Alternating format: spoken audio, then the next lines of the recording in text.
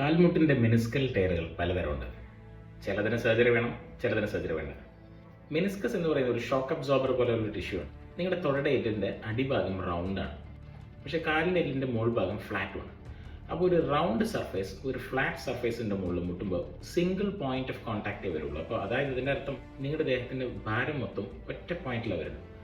ആ ഒരു ഒറ്റ പോയിന്റിൽ നിന്ന് പല ഭാഗങ്ങളിലേക്ക് ഭാരത്തിനെ ഡിസ്ട്രിബ്യൂട്ട് ചെയ്യാൻ, വെയിറ്റ് ഡിസ്ട്രിബ്യൂട്ട് ചെയ്യാൻ വേണ്ട ഒരു വാഷർ പോലെ ഒരു സാധനമാണ് മെനിസ്കസ്. നല്ല മെനിസ്കസിന് പല രീതിയിൽ പൊട്ടും. അതിൽ ആദ്യമായിട്ട് കാണുന്നത് സർക്കംഫറൻഷ്യൽ ടയർ, വെർട്ടിക്കൽ ടയർ അല്ലെങ്കിൽ ലോങ്റ്റിറ്റ്യൂഡൽ ടയർ. അതായത് ഈ വാഷറിന്റെ ഷേപ്പ് റൗണ്ട് ആണെങ്കിൽ ആ റൗണ്ടിന്റെ ആകൃതിയിൽ തന്നെ പൊട്ടിപ്പോകുന്നതാണ് സർക്കംഫറൻഷ്യൽ ടയർ, വെർട്ടിക്കൽ ടയർ അല്ലെങ്കിൽ ലോങ്റ്റിറ്റ്യൂഡൽ ടയർ. പൊട്ടിയ ഭാഗം മടങ്ങി മുട്ടിന്റെ ഉൾഭാഗത്തിലേക്ക് വരാനുള്ള സാധ്യതയുണ്ട്.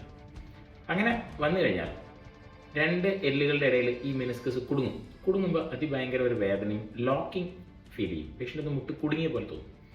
ഇത്തരം മെനിസ്കൽ ടയർസ് ഒന്നും ഫിസിയോതെറാപ്പിയിലോ എക്സസൈസിലോ മാറ്റിയെടുക്കാൻ പറ്റില്ല. ആ മെനിസ്കൽ ടയർസ് റിപ്പയർ ചെയ്യേണ്ടി വരും.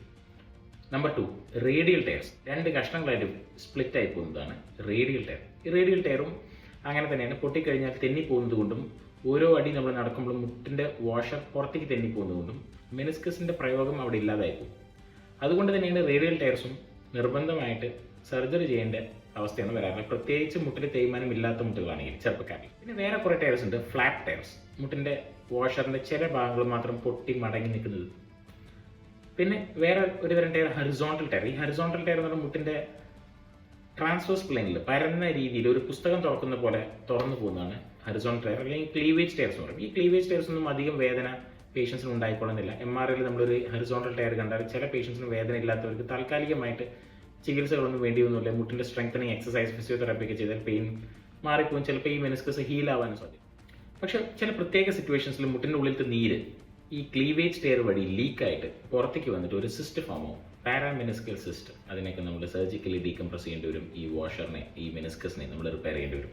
കോമൺ ആയിട്ട് കാണുന്ന ടയറാണ് റൂട്ട് ടയർ. മുട്ടിൻ്റെ ഉള്ളിലത്തെ വാഷറിൻ്റെ അറ്റാച്ച്മെൻറ്റ്, എല്ലുമായിട്ടുള്ള ബന്ധിപ്പിക്കുന്ന അറ്റാച്ച്മെൻറ്റ്, റൂട്ട്, വേര്, അത് പൊട്ടിപ്പോകുന്നു. റൂട്ട് ടയർ പൊട്ടിക്കഴിഞ്ഞാലും ഞാൻ മുന്നേ പറഞ്ഞ പോലെ തന്നെ ഒരു റേഡിയൽ ടയർ എങ്ങനെ പൊട്ടിയോ അതേപോലെ തന്നെയാണ് റൂട്ട് ടയറും പ്രതികരിക്കുക. മുട്ടിൻ്റെ വാഷർ പുറത്തേക്ക് തെന്നിപ്പോകും. അതുകൊണ്ട് തന്നെ അത് നമ്മൾ വേണ്ട സമയത്തിൽ ഒരു 2 മാസത്തിലോ 3 മാസത്തിലോ റിപ്പയർ ചെയ്തിട്ടില്ലെങ്കിൽ മുട്ടിൽ തേയ്മാനം വരും. 65 വയസ്സിൽ വരേണ്ട തേയ്മാനം ഒരു 50-52 വയസ്സിൽ തന്നെ വരും. റൂട്ട് ടയർസ് നേരത്തെ കണ്ടാൽ, തേയ്മാനം വരുന്നതിന് മുന്നേ കണ്ടാൽ റൂട്ട് ടയറിനെ റിപ്പയർ ചെയ്യേണ്ടി വരും. ഒരുപാട് വ്യത്യസ്ത രീതിയിലുള്ള flipped tear, bucket handle tear, displaced tear, undisplaced tear, anterior horn tears, parameniscal സിസ്റ്റത്തിൻ്റെ ആൻറ്റീരിയർ ഹോൺ, അങ്ങനെ വ്യത്യസ്തമായിട്ടുള്ള മെനിസ്കൽ ടയറുകളുണ്ട്. ഏറ്റവും കോമൺ ആയിട്ട് കാണുന്നത് മെനിസ്കൽ ടയറുകളെ കുറിച്ചാണ് ഞാനിപ്പോൾ ഇത്ര നേരം സംസാരിച്ചത്.